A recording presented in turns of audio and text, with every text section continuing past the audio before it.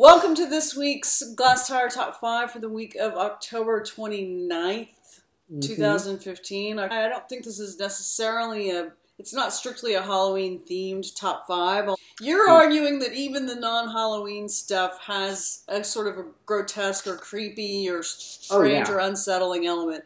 All right, well, let's just see how this goes then. Because number 5 is Pete Duggan's. He's got a show opening at Art Palace in Houston, and Pete has been showing with Art Palace forever, since it was in Austin, and since he was in Austin. He has since moved to Boston, but he's one of the founders of the wonderful OK Mountain, and he's just a super lovely, evolved human being he makes documentaries, he's an illustrator, he's a cartoonist, but his solo shows, his visual art is it's fairly narrative, combination of drawings and paintings and lots of sculpture.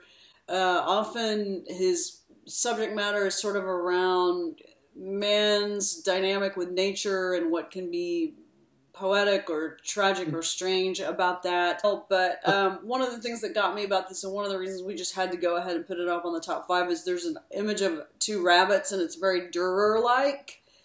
But, and as Rainey put it when she saw it, it's Dürer meets Watership Down, which is completely succinct and correct and true, and, you know, I'm 100% sold on that. So number 4, a very Mo Halloween Charlie Brown at the Museum of Human Achievement in Austin. That's the M-O-H, Mo. It's a 2-night event on the 30th on Friday. Tomorrow it's going to be speed dating. So it's like speed dating meets Fluxist events. What they're saying about it is love is an option and not a requirement. But the biggest thing, the thing that I'm most excited about is on Halloween, there's going to be an anthropomorphic costume contest for inanimate objects. So basically, you don't have to come in costume. Like, that's not required. What you're supposed to, like, dress up, I'll dress up my phone as Mariah Carey. Right. Or, like, I'll bring a golf club that's dressed up as a basketball player because it's skinny and tall, ha ha ha. But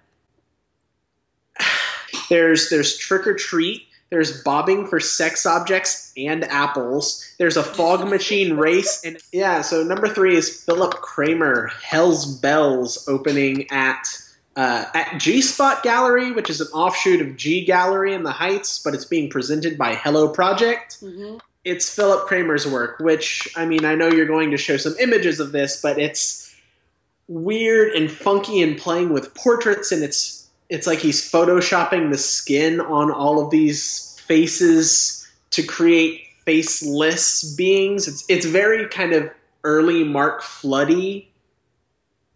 So number 2 this week is Dead White Zombies at, it's called DP92, also called The Mollusk Mind Awakens. It's at the Ice House in Dallas. And this is, I think, the 4th year that this particular crew has done a kind of an immersive theater, interactive theater, visual art, multimedia show.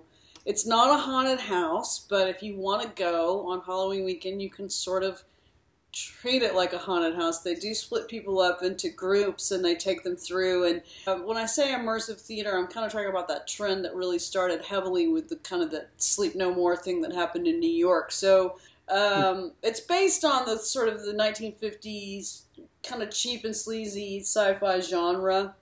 Strange things are happening between the evolution and the de-evolution of humans, and into mollusks, and mollusks into humans, and mollusks is the word that I'm using here. So number 1 this week is down there with you in Houston. It's called NonGrata. It's a kind of a performance art group. This is at Natsuo, which is fitting. They are an Estonian performance art crew. They're kind of a collective, but it's one of those collectives that seems like it has a bunch of rotating members. They don't really have their individual names out there. They performed at the first Lone Star Biennale in Houston. And that performance was them smashing a car with sledgehammers, lighting it on fire, and flipping it upside down.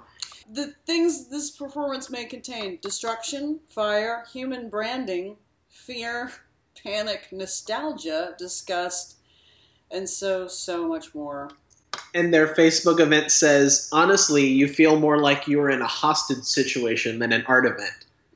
What better thing to do on a nice Halloween Thursday night? God, everyone loves Halloween. I hate Halloween. I don't like being held hostage.